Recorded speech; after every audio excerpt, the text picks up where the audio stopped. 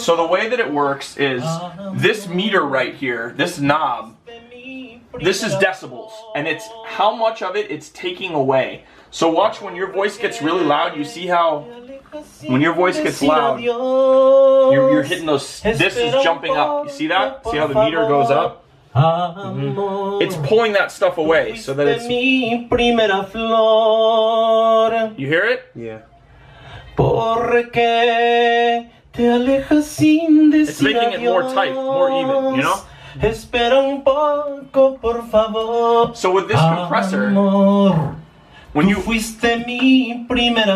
open this compressor, this is what it looks like. Everything's just like this, right? Oh. All you really need to do, all I want you to do, is turn this input knob up. Just like I just did. So watch. Turn it. How you turn it on? Right here, or it says input. You just turn it up. See, I just turned it up a little bit. And you hear already, it's like pulling your louder stuff down. It's making it less. So I have to put it in at the middle? So what I would say is, it's not about, it's going to be different on every track because your voice is different on every track. Okay. What you want to try and do is, you don't want it too much because watch what happens.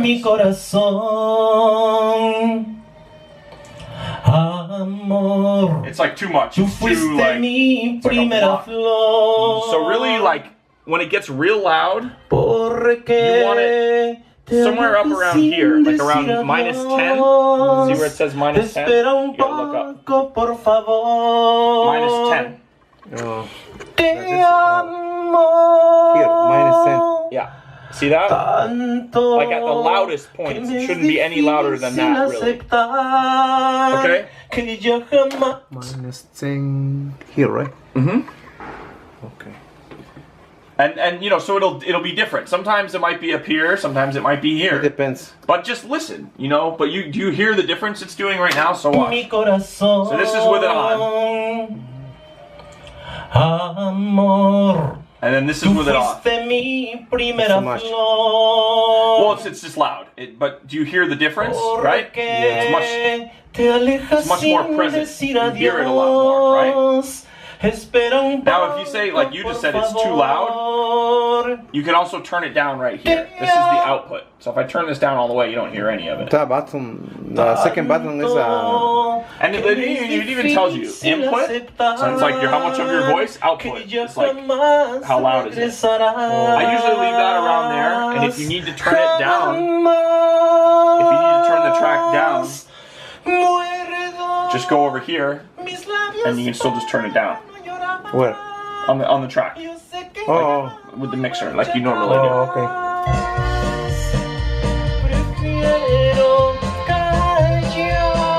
The first thing we're gonna do is compress, right? Before we do. So this is where your voice was before. It's quiet. It's not very.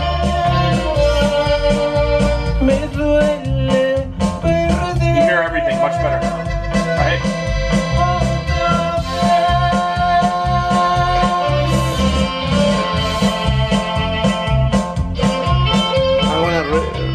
Redo sax, I don't like it. I mess it up. Yeah. Okay, so again, the way you want to set this, the other thing to watch, first of all, make sure this light is never on. When this light comes on, when it lights up red, that means it's clipping, and you don't want that. So be careful of that. If it's clipping, that means you have either this too loud or this too loud. Okay? So I have to do this in each track? Just the ones that you want. I mean, this where you want to get like the compression. You know, like, again, think of compression as like... Sometimes in bass we need compress too, right? Yeah, definitely. Now, here's the thing, dude. I mean, the programs I gave you, I mean, you literally have like, I don't even know how many. There's a lot, I mean, probably about 100 programs, plugins that I gave you. Mm-hmm. And there's different ones that are all compressors. And so that's where it gets kind of tough because... You know, I can show you stuff now, but I can't show you how to use every single one of these. Ah, that's so much. So, but like this one, for example, I really like to use on bass. The Pui Child, it's called. This one works a little bit differently than the CLA 76, which is the one I showed you. How you call the one with the bass? I use this one for bass. It's called the Pui Child. Let me see how. I'll show you. Let's just put it on the bass track. I'll show you. I'll show you bass and vocal for now. Let's see. So, you know what? Remind me to do the bass. Let's finish with the voice though. Okay. Okay. Because that's where we were. Okay. So I'm gonna put my compressor back on. Amor, tú fuiste mi primera flor. So just again, I mean, and you don't need any more than this, really. Like, and don't watch this. Watch this. Mine is same. Because this will be different. Sometimes you might, if you recorded your voice more quiet, you might need to turn this up to here to get it. But see, this is too much. It's like slamming it. That's too much. So you take it back a little bit and get it, you know, somewhere around here. And for voice, this is perfect. For like bass and stuff, you really want it like down around here. Oh, okay. But I'll show you on bass. So I do that. I add a compressor for your vocal. Anytime I've mixed your vocal, I've always put that on it. The other thing I do is EQ. EQ and vocal? So the one I would recommend, are you recording? Oops. For vocal? This is for the vocal, yeah. How do you call that? So vocal EQ. Vocal. Because that one I'm gonna use always, right? I would, yes. Okay, well, how you call that? EQ, vocal EQ. This is not for bass though. This is for vocal. Yeah, Okay. So you go to plug in, same thing. You go up here, you click the next one down, the next open one. Oh, okay. Because you can add all these. These are all plugins that you can okay. add.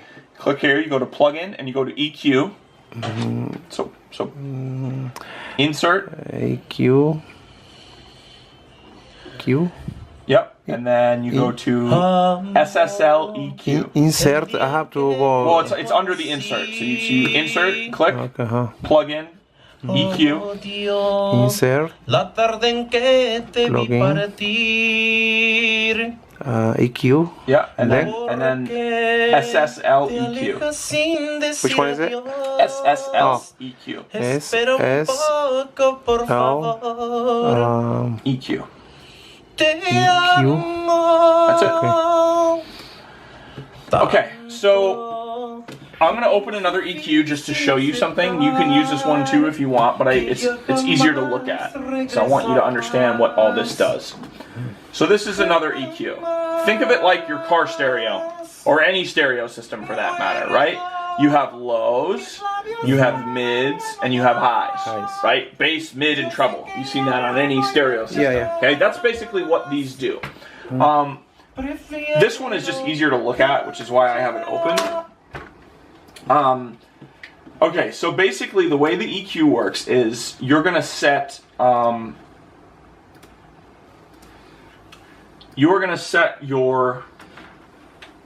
the frequency, and the frequency is like I said, like that's bass or mids or highs, right?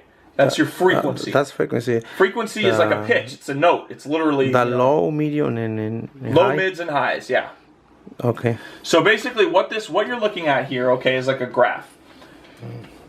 Humans, people can hear from 20 hertz, which is a frequency. When I say hertz, it's HZ. C. HZ. Yeah. Yep, and it stands for Hertz. Just so you know, the rental car company, Hertz. You ever hear of them? It's just spelled the same way.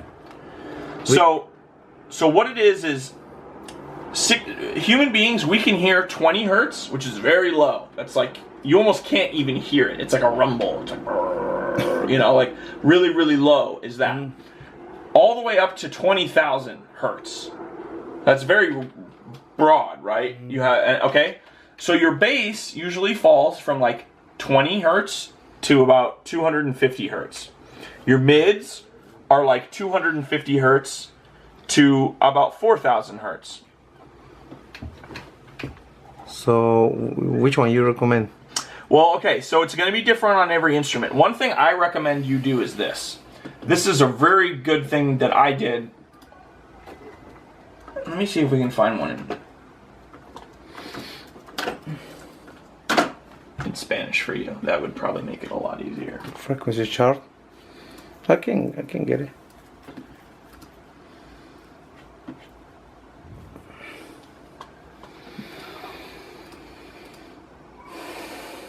Oh, they give you on each instrument? Yes, exactly.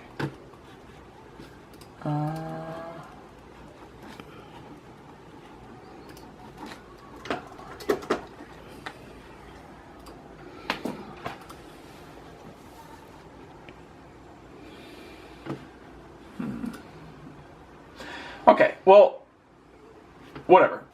What I would say is, you find something like this. Oh shit, I just lost it. This is really good for EQ stuff.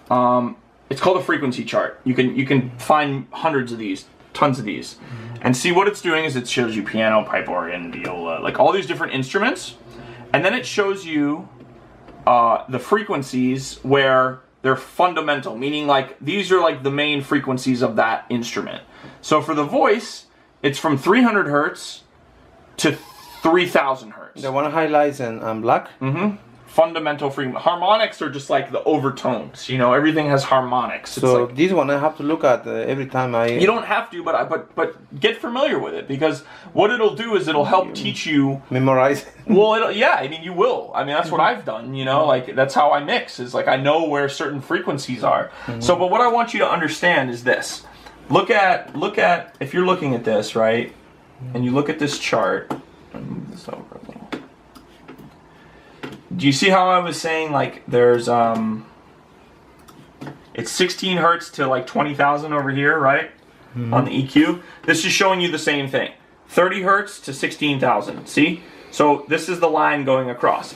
So this is telling me that if I want to do cool stuff to the voice, or like most of the frequencies of my voice, of a male voice, or I'm sorry, of a female voice, are going to be in here. From 300 hertz to about 3,000 hertz.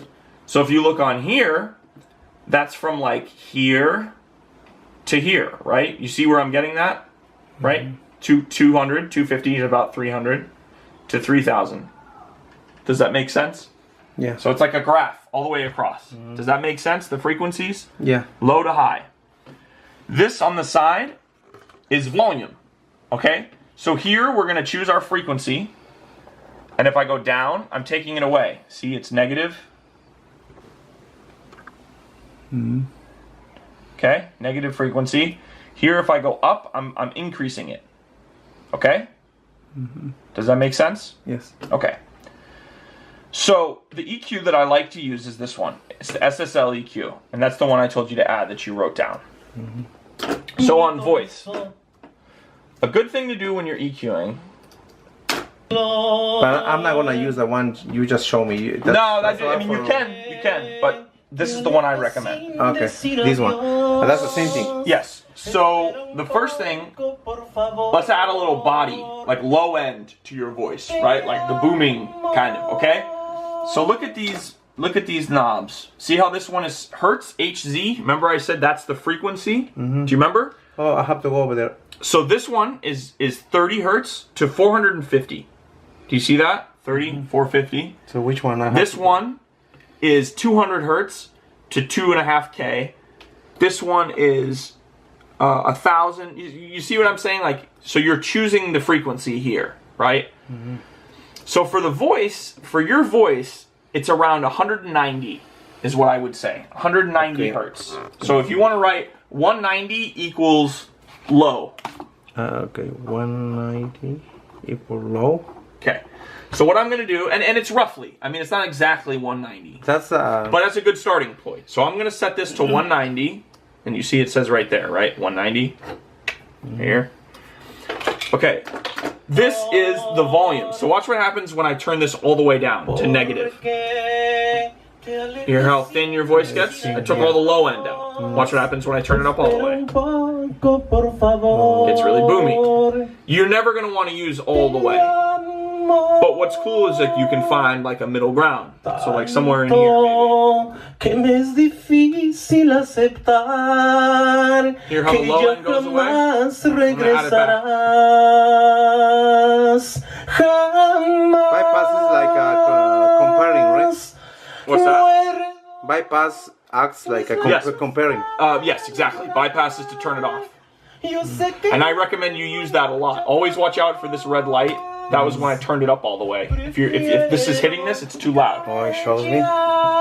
Okay, so there's a little bit of low end in your voice now. The next thing I do is I take out some mid-range. So if you want to write, put 800 equals like kind of trying to think how to explain, like boomy but not good boomy. You know, it's like muddy. 800 equals muddy.